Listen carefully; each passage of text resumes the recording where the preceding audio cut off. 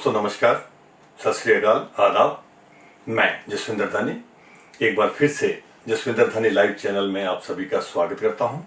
तो दोस्तों, मैं आज GSD Pro टेक्निकल हेल्प में एक बहुत ही अच्छा विषय लेकर आया हूं। आप जैसे टेबल पे छोटा सा एक सेटअप देख रहे होंगे, उसी से आपको थोड़ा सा मालूम हो गया होगा कि आज जो है मैं किस टॉपिक के ऊपर बात करने जा रहा हूं। तो दोस्तों, ग्रीन स्क्रीन जो आज की आम भाषा में बहुत ज्यादा प्रचलित है, तो इसको एक्चुअल जो है, इसको फिल्मों की भाषा में क्रोमा बोला जाता है। क्रोमा का मतलब किसी भी दो कलर्स को, डोमिनेंट कलर्स को किसी टेक्निक के द्वारा अलग करना। तो दोस्तों, ये फिल्मों में शुरू से ही बहुत ज्यादा ये प्रचलित रहा है। मतलब आप ये कह सकते हैं कि बड़ी बड़ी फिल्मों में भी ग्रीन स्क्रीन का बहुत बड़ा हाथ होता है। आपको ऐसे ऐसे कारनामे जो स्क्रीन पे दिखाए जाते हैं, जिसको देखकर जो है लोग दांतों तले उंगली दबा लेते हैं, वो ज्यादातर कई सीन जो हैं ग्रीन स्क्रीन के ऊपर ही किए जाते हैं। तो दोस्तों, पहले यह जो है ग्रीन स्क्रीन इतना प्रचलित इसलिए नहीं था क्योंकि ये आम लोगों की पहुंच तक नहीं था। ये दो बड़े बड़े सॉफ्टवेयर में होता था जो फिल्म प्रोडक्शन के लिए यूज किए जाते थे। नंबर एक एविड और दूसरा final cut pro. Final cut pro सिर्फ आपको जो है मैक में ही चलता है और एप्पल वालों का सॉफ्टवेयर है, और आज भी फिल्मों में फाइनल कट प्रो ही यूज किया जाता है। ठीक है, उसके साथ में कई और सॉफ्टवेयर आ गए हैं, लेकिन ये सभी हायर एंड प्रोफेशनल सॉफ्टवेयर हैं। ग्रीन स्क्रीन इस समय प्रचलित इसलिए है क्योंकि हर छोटा बड़ा जितने भी जो है, चाहे फ्री के सॉफ्टवेयर हों, चाहे आप उसको कम रेट में परचेज करते हो, सभी में ये फीचर मिल जाता है। तो हर जो है यूट्यूबर इसको बड़े आराम से यूज कर सकता है। तो दोस्तों, जनरली ये ग्रीन स्क्रीन काफी लोग यूज करते हैं बैकग्राउंड हटाने के लिए। तो यहां पर मैंने जैसा आपको बताया कि यहां मैंने एक छोटा सा सेटअप जो है मैंने ग्रीन स्क्रीन का जो है बताया हुआ है, और इसमें मैं ये बताऊंगा कि अगर आपको ग्रीन स्क्रीन में काम करना है तो उसके लिए आपको क्या क्या चीजों का ध्यान रखना है। देखिए, होता यह है, कई लोग ये बोलते होंगे कि भाई हम कर लेते हैं, हो जाता है। ठीक है, बात ऐसी नहीं है। हर चीज का एक फॉर्मूला होता है, और कभी कभी क्या होता है, किसी गलती से आपकी बहुत अच्छी रिकॉर्डिंग, जिसमें आपको लगे कि आपने बहुत अच्छा जो है वीडियो बनाई है, लेकिन पीछे से बैकग्राउंड रिमूव करते समय आपको बहुत सारी परेशानियों का सामना करना पड़ सकता है। तो दोस्तों, आज मैं आपको ये बताऊंगा कि जो बैकग्राउंड, जिसे क्रोमा बोलते हैं, तो क्रोमा के लिए जनरली एक तो डार्क ब्लू और दूसरा ग्रीन, लेकिन आज की डेट में ग्रीन ज्यादा प्रचलित है क्योंकि इसे लोग ग्रीन स्क्रीन के नाम से ही जानते हैं। पहले अगर फिल्मों में कुछ करना होता था तो बोलते थे क्रोमा करेंगे। तो क्रोमा का मतलब यही होता था कि जहां तो बैकग्राउंड में ब्लू स्क्रीन होगी, जहां फिर जो है ग्रीन स्क्रीन होगी। तो चलिए, हम लोग आज की भाषा में, आम भाषा में, ग्रीन स्क्रीन के ऊपर किस प्रकार काम करना है और इसे इस्तेमाल करते हुए किस प्रकार का आपको ध्यान रखना है। देखिए, मेरी बातों से आपको ये क्लियर हो गया है कि अगर जैसे मैं आपको एग्जांपल देता हूं, मैं यहां पर बैठा हूं, मेरे पीछे किसी प्रकार की कोई सेटअप नहीं है, और मैं चाहता हूं कि मैं जिस रूप में आपके सामने हूं वो आ जाए और उसका पीछे का बैकग्राउंड चेंज हो जाए।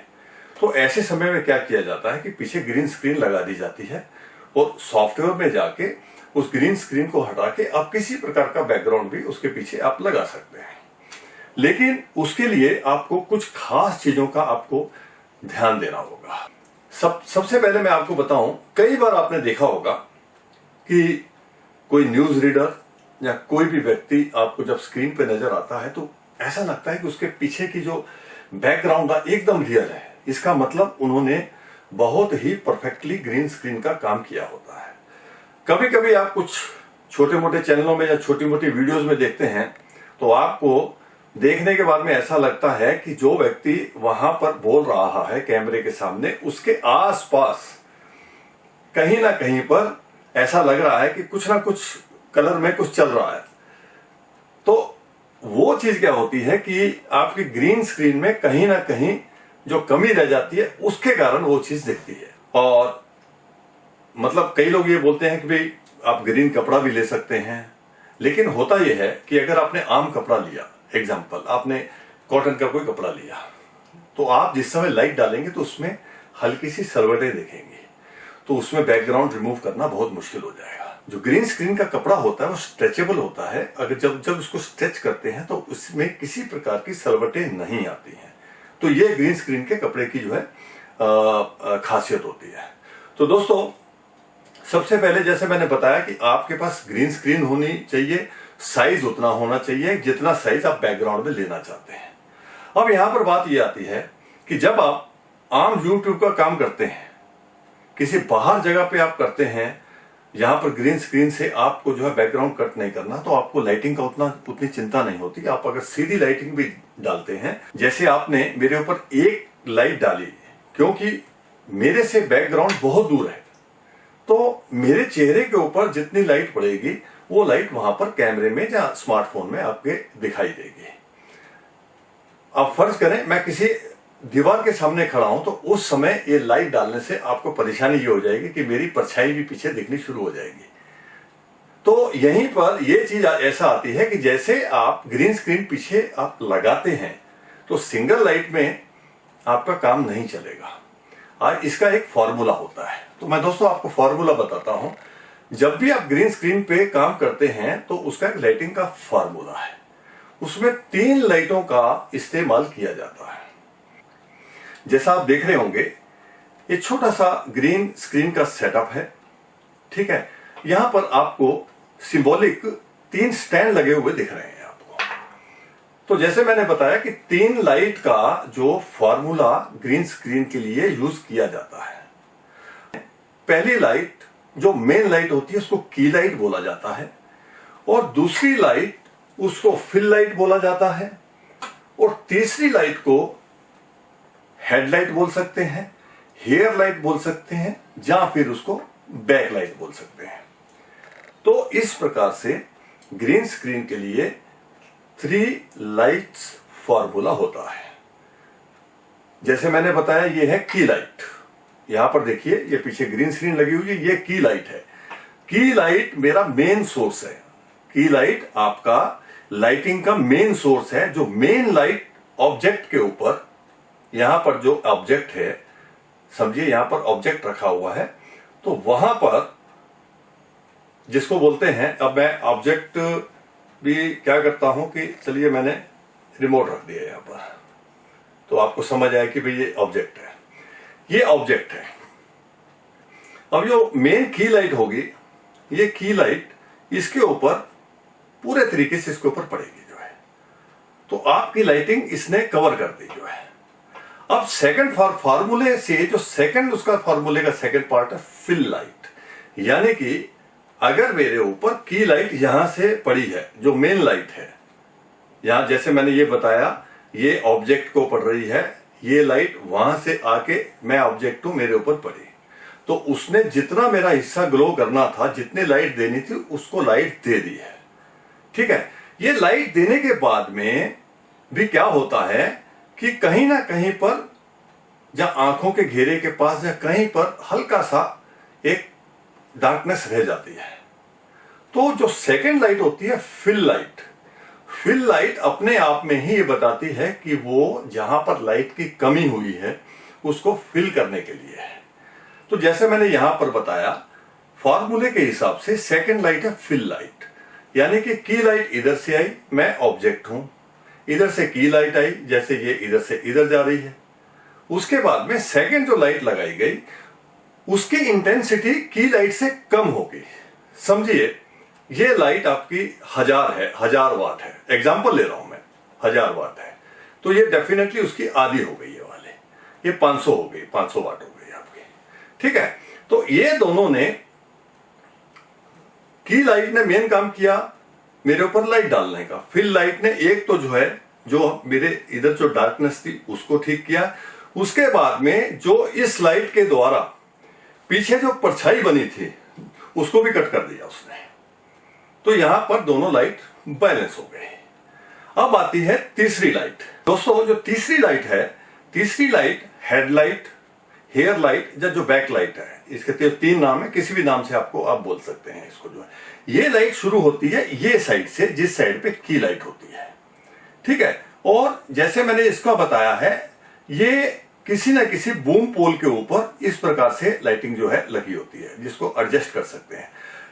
ये इसका जो फार्मूले के हिसाब से ये जो है जहां पर फिल लाइट रखी है, फिल लाइट से इस प्रकार जाते हुए यहां तक जो ऑब्जेक्ट है उसके हेड तक, ये सेंटर तक जो है, ये इसको आप सेट कर सकते हैं।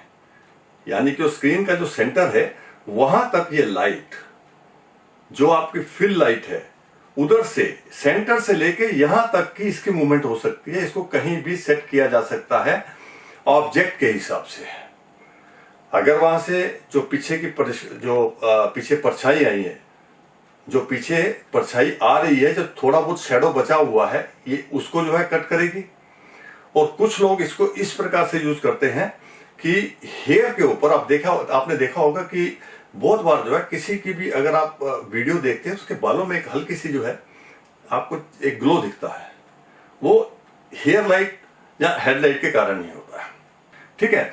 तो ये मैंने आपको फार्मूला बता दिया। और ये तीनों लाइटों से बच के आप पूरी तरह से ग्रीन स्क्रीन का काम नहीं कर सकते, क्योंकि होगा ये कि अगर किसी प्रकार से वहां पर शैडो रह गया, तो शैडो रहने के कारण आपको ग्रीन जो है स्क्रीन को पीछे से कट करने में बहुत तकलीफ होगी जो है। और बैकग्राउंड जिस समय आप लगाएंगे एकदम नेचुरल नहीं लगेगा, और सामने वाले को देखते ही मालूम हो जाएगा कि ग्रीन स्क्रीन का काम किया हुआ, लेकिन प्रोफेशनल लेवल के ऊपर ये काम नहीं किया गया। तो दोस्तों ये चीज मैंने क्लियर कर दी।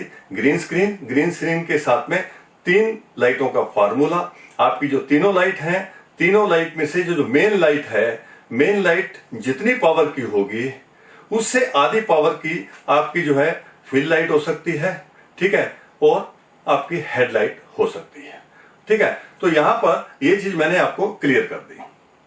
और दोस्तों मैं आपको ये बताता हूं कि अगर आप इस फॉर्मूले से जाएंगे तो आप मुश्किल से सेटअप में 10-15 मिनट में जो इस फॉर्मूले से आप लाइटिंग को सेट कर लेंगे जो है। अगर आप सोचे हैं कि मेरे पास, देखिए हमारे पास भी कई लोग आते हैं, सर हम एक लाइट से कर लेंगे, तो हम उनको समझाते हैं कि एक लाइट से देंगे, उनको बोलते हैं नहीं सर हो जाएगा, तो सर उससे ज्यादा हम समझा नहीं सकते। कुछ लोग बोलते हैं कि 2 लाइट में हो जाएगा सर। देखिए करने से तो काम किसी चीज में भी हो सकता है, लेकिन होता यह है कि जिस समय आप एडिटिंग टेबल पे बैठते हैं आपको बहुत परेशानियों का सामना करना पड़ेगा। अगर आप फार्मूले से जाएंगे तो आपको इतनी क्रिस्प आपको जो है पिक्चर आएगी, और बैकग्राउंड उसके साथ ऐसा मिक्स होगा, ऐसा लगेगा कि वहीं पर बिठा के आपको जो है आदमी को जो है आपने शूट किया हुआ है। अब यहां पर ये टॉपिक में मैंने यहां पर आपको पूरा बता दिया। अब देखिए प्रिकॉशन क्या रखना है, उस चीज का बिल्कुल ध्यान रखिए आप क्योंकि दूसरे कलर इसलिए भी यूज नहीं करते। आप देखिए बहुत सारे मैक्सिमम कलर हैं, ग्रीन कलर से ब्लू कलर बहुत कम जगह पे जो है यूज होता है। वैसे अगर आप कोशिश करके देखें, अगर पीछे पूरा रेड भी है तो भी कट हो जाएगा, वो कोई भी ऐसा डार्क कलर जो पीछे से कट हो जाएगा। लेकिन वो जिस आदमी से जिस ऑब्जेक्ट की आप वीडियो बना रहे हैं उसके साथ में कलर मैच नहीं होना चाहिए, ये चीज का है। लेकिन मोस्टली ग्रीन और ब्लू कलर को ही लिया जाता है। अब आपको एक चीज का ध्यान रखना है, जिस समय आप ग्रीन स्क्रीन यूज करते हैं तो आपको इस चीज का ध्यान रखना है कि आपके फ्रेम के अंदर ग्रीन स्क्रीन के अलावा जिस व्यक्ति का, जिस ऑब्जेक्ट का आप वीडियो ले रहे हैं, जब फोटो ले रहे हैं, उसके किसी भी जगह पे ग्रीन कलर नहीं होना चाहिए। अब समझिए मैंने ये शर्ट पहनी है, इसमें अगर ग्रीन कलर की हल्की सी धारी भी होगी तो आपका जो है वो वीडियो खराब हो जाएगा। फॉर एग्जाम्पल अगर मेरे यहाँ पर ग्रीन कलर का कुछ स्टिकर लगा हुआ है तो सर वो भी जो है आपको मुश्किल में डाल देगा जो है, ठीक है।